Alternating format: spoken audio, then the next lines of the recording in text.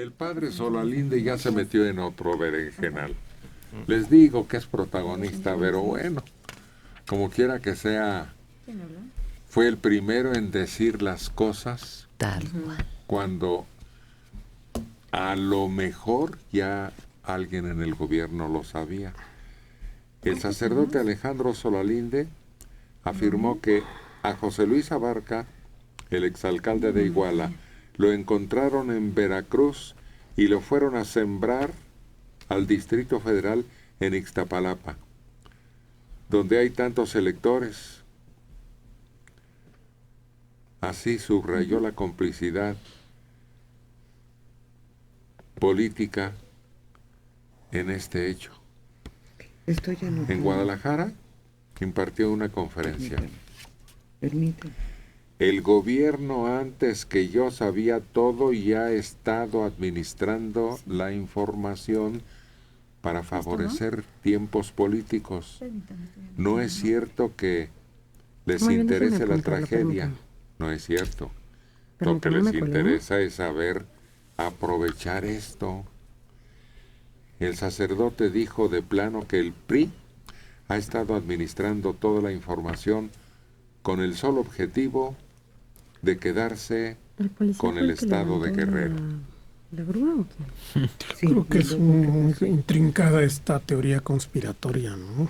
Muy bien, permítame. Un lejal que fue sembrado en Iztapalapa, ¿con el fin de qué? Pues ya lo dije al principio, es un actorazo y está buscando dónde sacar raja para popularizar su imagen, su figura, su labor. O sea, lo que acusa él al PRI es lo que él hace. Pues sí.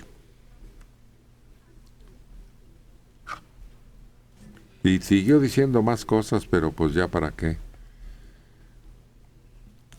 Acusa incluso a la jerarquía eclesial de ser partícipe en la tragedia nacional por su actitud de acompañamiento a un gobierno que no da resultados ni en la seguridad ni en lo económico.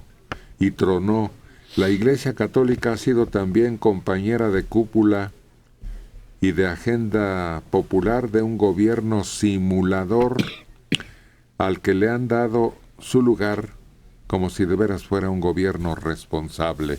Oye, estaba enojado porque no le hicieron caso. Permítame. Y ahora está soltando más pedradas. No, y solo la suelta aquí, la suelta a nivel internacional, porque sus declaraciones de que el ataque al Palacio Nacional eran culpa del gobierno están en los diarios gringos. ¿Y por qué? ¿Por qué culpa al gobierno de su propio ataque? Porque está un poco... ¿Deschavetado? Sí, un poco chiflágoras. Porque además, mira, habla de la iglesia que está con la cúpula del gobierno. Pero ¿sabe qué, señor? Con todo respeto, hay una parte de la iglesia que está con el crimen organizado. ¿Por qué de esa no habla? ¿Por qué de esa no se quitan los dólares y los pesos que les dan? Y hay otra parte que critica severamente al gobierno. Claro. Por razones sociales. Pero ¿cuál es la que hace más daño? Única. ¿Cuál es la que hace más daño? ¿La que está con el narco, la que está con el gobierno o la que está contra el gobierno? Bueno, desde luego la que está con el narco en primera instancia. ¿Por qué de esa no habla? Ya tenemos un mensaje. Gracias, buenos días. A ver, el presidente de la Conferencia del Episcopado Mexicano, Cardenal Francisco Robles Ortega, manifestó a nombre de los obispos de todo el país su rechazo a que la indignación y el dolor ¿Cuál es su nombre? por los desaparecidos se traduzca en actos violentos, pues se convierte en una espiral que no nos llevará más que a destruirnos y a retroceder. Es un viaje sin retorno. Y aclara que debe aplicarse todo el rigor y peso de la ley ante los acontecimientos violentos que están pendientes de justicia en el país. Finalmente, los obispos llaman a la sociedad a que no reaccione cometiendo atropellos y actos de vandalismo, como los que hemos vivido en los últimos días, porque lo único que dañan es la convivencia y el marco legal. Pero no es la sociedad, son grupos que existen precisamente para mantener un clima de zozobra y de intranquilidad en contra de la autoridad constituida. No es la sociedad, no fue la sociedad la que quemó la puerta. No, el que atacó a Encinas no es la sociedad, es un miembro del EPR. Es lo que no alcanzan a distinguir muchas personas.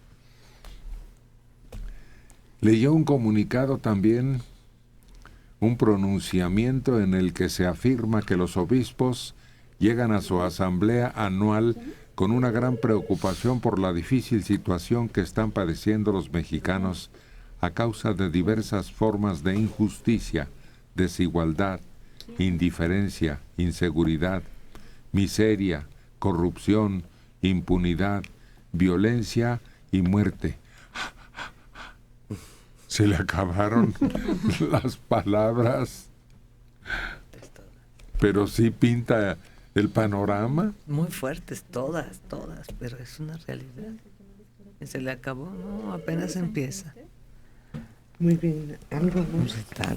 Pues sí, apenas empieza a meterse duramente con la realidad. Bien, con mucho gusto. Lástima que espiritualmente, pues, se elevan al cielo las demandas, igual que las oraciones, y no pasa nada. Igual que el incienso. No pasa nada. No. No hay quien haga eco de ese llamado porque, pues dirigido así como dice Mario a la multitud, no todos somos católicos, para empezar. Entonces, no todos somos seguidores de su fe y no hay quien escuche esas voces atribuyéndoles autoridad Moral. Y que tenga una gran influencia en su toma de decisiones, en su criterio, en su posición, incluso frente al gobierno. Hay que recordar que para muchas personas el marco ideológico o la opinión de la Iglesia en sus creencias católicas pues cuenta mucho. Pero pues no todo el mundo comparte esta religión, y por otro lado, aunque la compartiera, no comparte el punto. Yo insisto, su función sería otra, no tanto establecer una crítica o un análisis. No traigas problemas, trae soluciones. A mí no me digas lo que está pasando en mi país, a mí dime cómo solucionarlo. Ese sería el verdadero papel de un agente de cambio en la sociedad, que son el sacerdote, el maestro y durante muchos años el médico. De la Gustavo Amadero. Gabriela Meneses García, 43 años. Este era un programa que me divertía, que me hacía pasar las mañanas agradables. Y sé que no pasarán mi mensaje porque estoy muy molesta, ya que hablaron mal del padre Solalinde. Él es un ciudadano que ayuda a los migrantes. Y ya quisiera alguno de los viejitos de la mesa tener el valor que tiene el padre Solalinde. Él arriesga su vida porque quiere a México y ustedes no. Siempre han sido un programa que tiene tendencia política. Son unos lamebotas del gobierno que esté en turno. Al atacar a Solalinde, qué mal se vieron, qué cobardes. Y sé que esto no lo van a leer, pero al menos quería que lo supieran. Pues ya ve que sí lo estamos leyendo. Pero, oiga, aquí publicamos lo que dijo Solalinde para criticar al gobierno. No lo atacamos. Nos hicimos vehículo para dar a conocer su crítica contra el gobierno. Así lo entendí yo, ¿no? Así fue, pero acá no lo entendieron así. Es increíble que Gabriela le dé ella sí un sesgo totalmente diferente.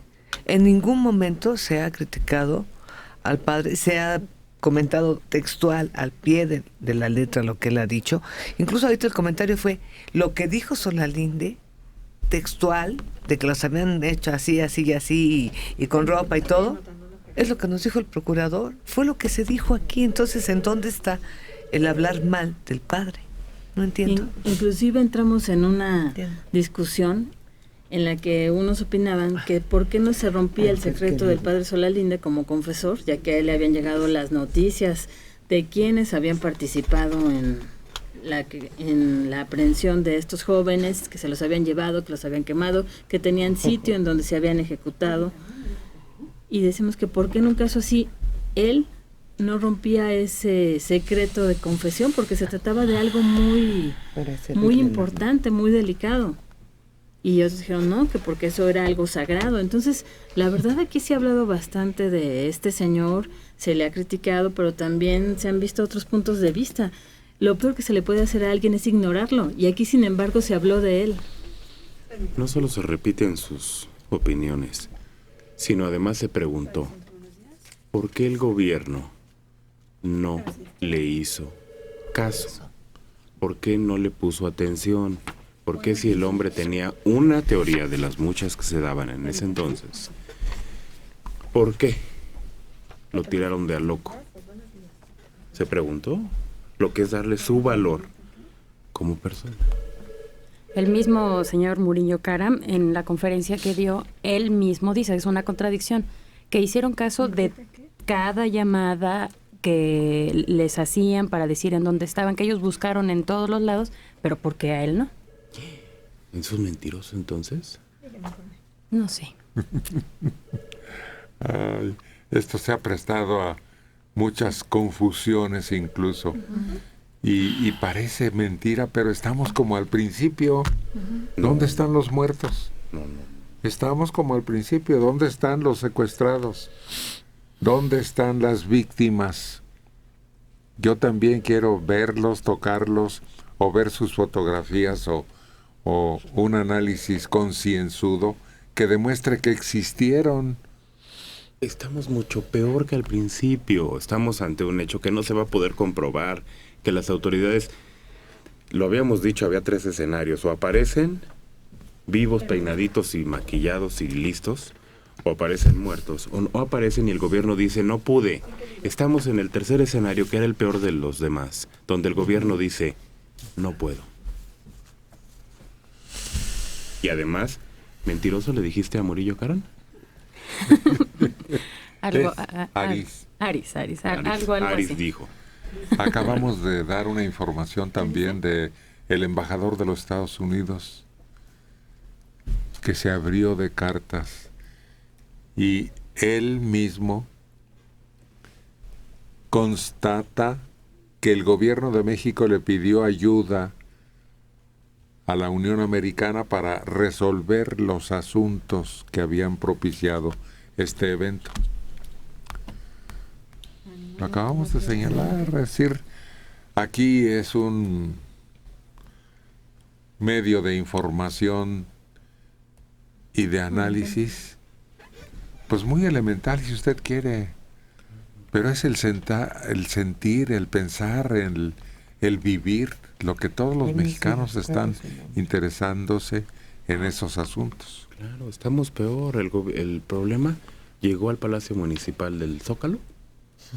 El Palacio Federal. Pues ya no sé ni qué es, porque lo quemaron, como el de Chilpancingo. Entonces un problema que era municipal se volvió estatal y se volvió federal. Estamos peor. El alcalde de Iguala ya está detenido y estamos peor.